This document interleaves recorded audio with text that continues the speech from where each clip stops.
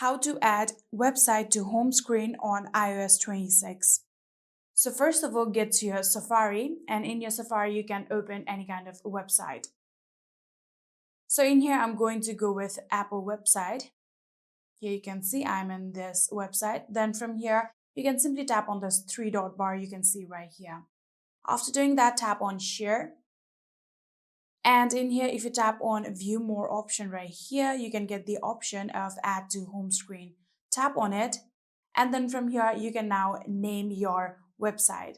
I'm going to go with Apple for now. And you can even enable if you want to open it as web app, or you can even disable this option. For now, I'm going to enable it. And all you have to do is tap on add.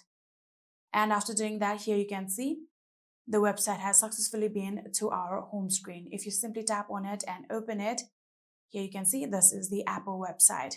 And that is it. I hope this video was helpful to you guys. If it was, please do not forget to hit that subscribe button and like our video. Thank you so much for watching. See you in the next.